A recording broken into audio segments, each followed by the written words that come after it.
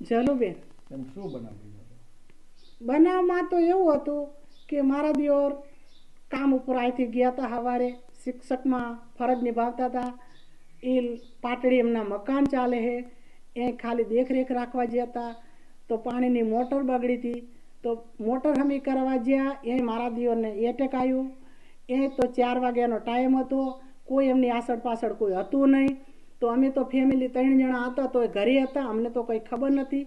તો ગામના એક કોકે કીધું હશે કે માસ્તરને આવું થયું. તો અમે તો બધા દોડાદોડમાં હતા.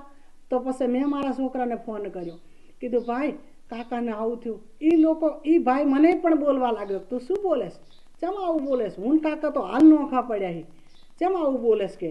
કીધું હા સાચી વાત છે, તું મારા છોકરા જા. તો મારો છોકરો ગાડી ઉપર ચલવી, ઉપર ગાડી ચલવી અને હોસ્પિટલ આવ્યો. હોસ્પિટલ આવ્યો તો મારા દિયોર બહાર સૂતા હતા. મારા દિયોર બહાર સૂતા હતા. મારો છોકરો એમ કહેવા માંડ્યા, આની આગળ પાછળ કોઈ માણસ કેમ નથી, આની સારવાર કેમ કોઈ કરતા નથી, આની આગળ બધા પોલીસવાળા તોય જવા નથી દેતા, તું ચમ જાસ અંદર. તો શું એનો કાકો હતો, તો એનો ભત્રીજો હતો, ન જાય? એની ખબર એને શું થયું એ તો જોવા માટે જાય કે નહીં? તો એ લોકો એ પણ મારવા માંડ્યા. એ તો મારવા માંડ્યા. તો અમે કગરી વગરીને પગે લાગીને મારા છોકરાને લાયા ને તો ફરીવારે લઈ ગયા. ફરીવાર લઈ ગયા.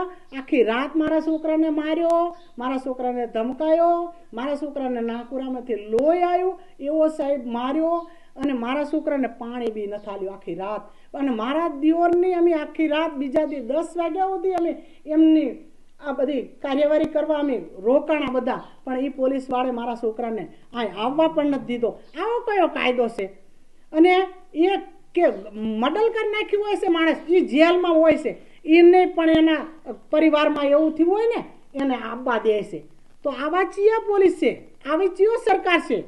તો આનો મારે ન્યાય જોઈ સાહેબ, જોઈ.